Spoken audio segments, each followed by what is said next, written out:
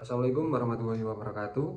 Saya Ivan Naufal, NPM 2320103110, ingin memaparkan hasil analisis keuangan PT Perdana Bangun Pusaka Tbk. Berikut adalah overview materi untuk presentasi PPT kali ini. PT Perdana Bangun Pusaka Tbk atau KONI didirikan pada 1987. Awalnya bergerak di bidang fotografi sebelum berekspansi ke percetakan digital, peralatan medis, dan penyimpanan digital.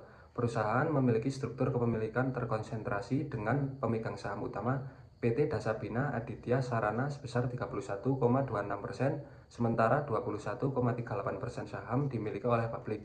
Total saham beredar tetap stabil di 312 juta lembar. PT Perdana Bangun Pusaka mencatat peningkatan signifikan dalam kinerja operasional pada 2023, nopat melonjak 68,7% dari 11,81 miliar menjadi 19,92 miliar, didorong oleh pertumbuhan EBIT. Meski profitabilitas operasional kuat, perusahaan gagal menciptakan nilai ekonomis bagi pemegang saham. EVA memburuk dari 2022 ke 2023 dipicu lonjakan biaya modal setelah pajak, kenaikan WACC akibat risiko pasar dan ekspansi modal, serta pertumbuhan total modal dan tidak diimbangi imbal hasil yang memadai. Kepercayaan pasar merosot drastis ditunjukkan dengan MVA turun dari 833 miliar menjadi 179 miliar akibat kolaps harga saham dari 3.050 menjadi 1.015 per lembar. Efisiensi operasional tercermin dari rasio BEP yang naik 5,35%, menunjukkan pemanfaatan aset lebih optimal untuk menghasilkan laba.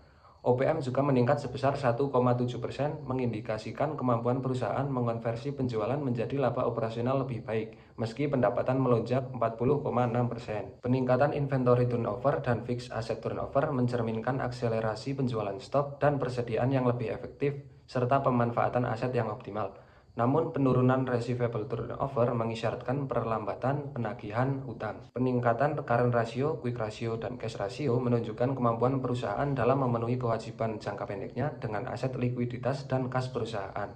Nilai price to book dan market to book menurun dari tahun 2022 ke 2023 dikarenakan harga per sahamnya menurun jauh dari 3.050 ke 1.015 yang membuat ekspektasi pertumbuhan dan optimisme menurun. Rasio debt to capital yang rendah mencerminkan komposisi utang yang rendah dalam struktur permodalan. PT Perdana Bangun Pusaka Tbk atau KONI secara umum sesuai dengan teori pecking order.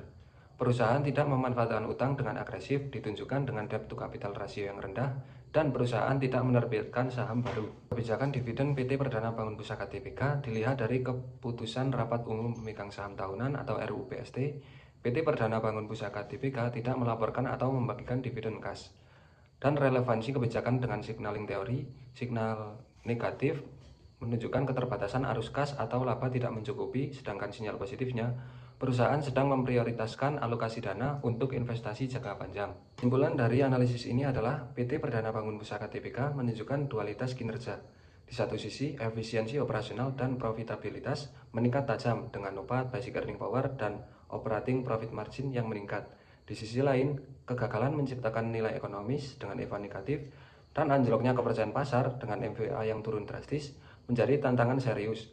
Kebijakan pendanaan yang konservatif dan penghindaran dividen perlu dievaluasi untuk menyeimbangkan pertumbuhan dan kepuasan pemegang saham. Saran yang mungkin bisa diterapkan untuk meningkatkan kinerja keuangan adalah optimalkan biaya modal melalui restrukturisasi utang jangka panjang berbunga rendah dan seleksi proyek dengan ROI yang lebih besar daripada WACC guna menekan WACC dan mencapai EVA yang positif.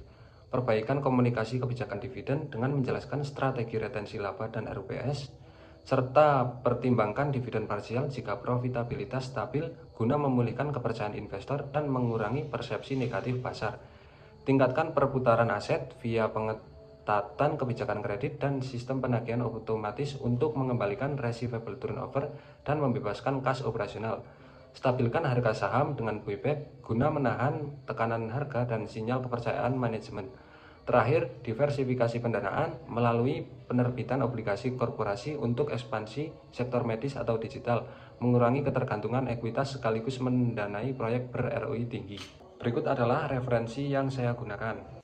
Demikian pemaparan hasil analisis keuangan PT Perdana Bangun Pusaka Tbk. Kurang lebihnya saya mohon maaf. Wassalamualaikum warahmatullahi wabarakatuh.